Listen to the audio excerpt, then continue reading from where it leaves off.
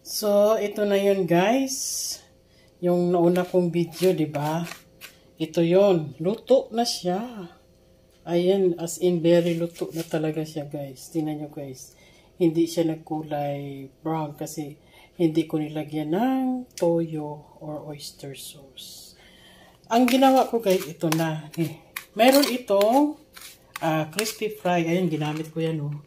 So, kunti lang nilagay ko guys kasi isa lang ang aking lulutuin ngayon para sa tanghalian lang namin.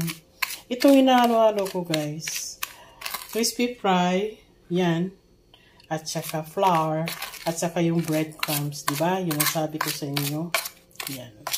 Hindi ko nalalagyan yan ng asin guys kasi yung crispy fry, medyo may asin na yan.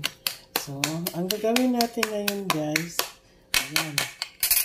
Nagpakulo na rin ako ng mantika. Yan, ipiprito natin yan mamaya. Madali lang talaga ito guys kasi yun ang sinasabi ko ay naluto na talaga ito. Ang ina-after natin ngayon guys, ang kanyang crispiness. Kukuha tayo ng aking ito. Ayay, sorry.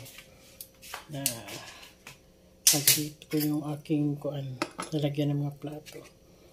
So, magluto tayo ng isang piraso. Isang piraso. Ayan.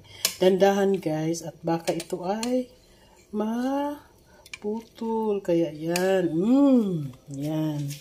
Ayan. Ilagay ko na yan siya dyan guys. Para balutin mo ako sa liwanag ng iyong pagkasarap-sarap. Ayan. Ayan. Pag may sobra kayong mamaya guys, itong ating coating, huwag nyong itapon kasi baka magluto pa kayo mamaya. At least mayroon pang naiwan. Yan. Ikot mo lang yan. Yan.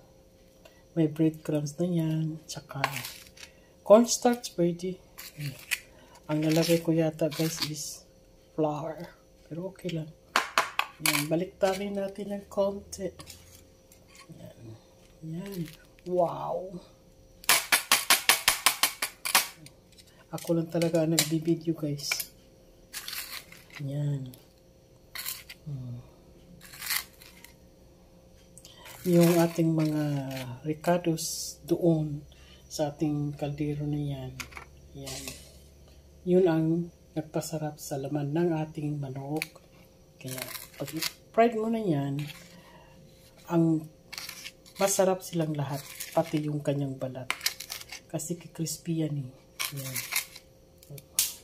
Yan. Malapit na maluto yung ating mantika guys. Yan. Maya isasalang na natin yan. Ilapit na natin siya sa ating kawali para madali lang natin siyang malagay sa kawali guys. Sorry. Baka mainit pa yan. Teka guys. Ito yung itatapit natin mamaya after frying kasi hindi tayo anuhan ng mantika. Ayan. Hindi pa yata masyadong mainit ang ating oil. Yes. Yan. Guys, malapit na guys. Pag mainit na yung ating mantika, ilalagay na natin ito. Yan. Okay? Ayan. Ipa-fry na natin siya guys. Okay? Here go we are. Ayan. Ayan guys. Tatakpan natin guys kasi pinakpan ko lang guys kasi yung mantika niya. Kaya ito guys, kita nyo naman, very luto talaga siya, diba? Ano na yan? Pag yung mga anak nyo, nako, masasarapan ito, maraming kain na kanin. Yeah. Hindi lang yan pwede mo na siyang buksan. Tingnan natin guys, nagiging brown na siya. Tingnan, madali lang. Kaya sandali guys, wala na tayo. Diba? Madali lang. Balik ta rin na natin guys. Yan. Yan.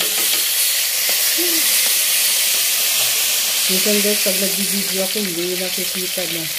Ayan, hindi ko natakpan para makita nyo. Ayan, binaliktad ko na kaagad.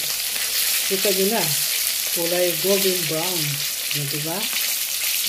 Madali lang magluto guys. Yun yung pagkain, basta ano mo lang. Just in your imagination, ha? Ayan, kukunan tayo ng ating paglagyan guys, ha? Ang ating plato. Ito lang muna ang isa plato ko. Ayan. Madali lang talaga guys, kasi luto na yung niya eh. Yung laman niya, luto na yan eh. Kaya, ayan, baliktarin mo lang ulit. Pwede mo yan lakasan ng apoy. Kasi pag ang after natin dito, hindi na lulutuin, kundi yung kanyang balat ay magiging crispy fry. Yan. Okay guys. Nawawala ako sa pag-video. Ang amoy niya guys, super. Napakasarap ng amoy niya. O kaya guys, mamaya, kung may lettuce kayo, or pipino, yan. Masarap yan. Ito na yung katapat ng pipino at saka ng lettuce.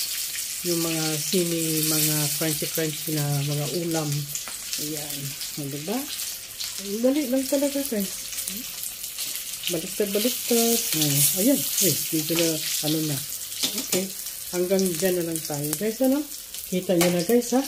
Thank you for watching. Please don't forget to like and subscribe to my channel. Maring Vlog. Bye-bye. Mga 5 minutes lang talaga guys. Or wala yatang 5 minutes. Mga 3 minutes lang. Naluto na siya. Okay? Kainin na natin.